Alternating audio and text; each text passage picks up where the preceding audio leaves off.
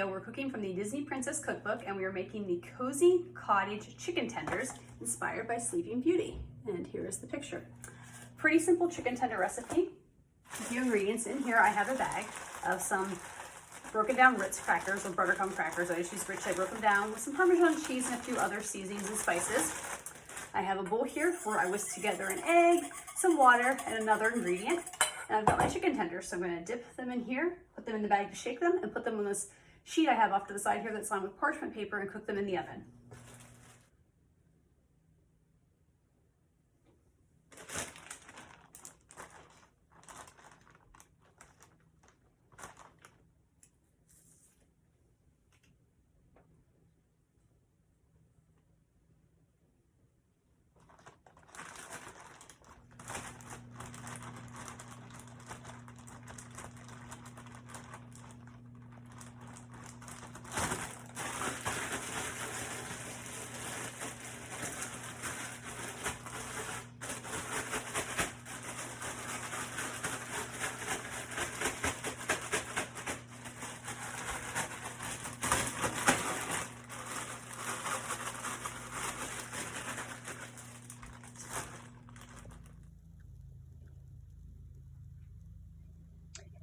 Here are the chicken tenders out of the oven and ready to go. We're going to let them cool for a few minutes, and then we're going to eat them for dinner with some barbecue sauce that we have.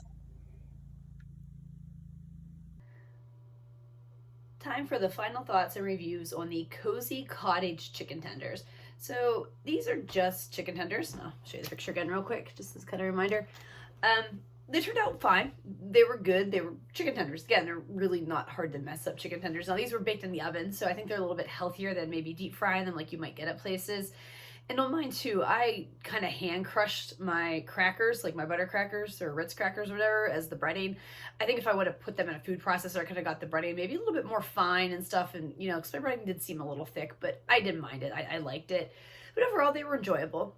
I will say I like chicken tenders. I'm one of my go-to snacks, like not all the time, but like if I'm at like a fair or like a baseball game or a carnival or something, I would almost say an amusement park, but you know, Disney's excluded because they've got so many great food options.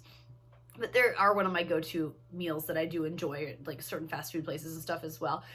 So with that being said, I will say I kind of prefer those better than just these homemade version ones. I mean, there were nothing wrong with them, but you know. And that'll kind of tie into my ratings, which I'm going to get into right now. So first on my ratings, I do the ingredients on a scale of 1 to 5, with 1 being simple, easy, inexpensive to find ingredients, with a 5 being more harder to find or pricier ingredients. I mean, this is probably a 1, maybe a 1.5. Everything was really simple, easy to find, not super expensive, but you know, you'd have to buy chicken and crackers and stuff if you don't have those already and some stuff like that. So it could be a little more expensive compared to some of the other recipes in the book where it's a lot less ingredients involved, or cheaper ingredients. You know, it's not a lot, but still, you know, just a few more things than normal.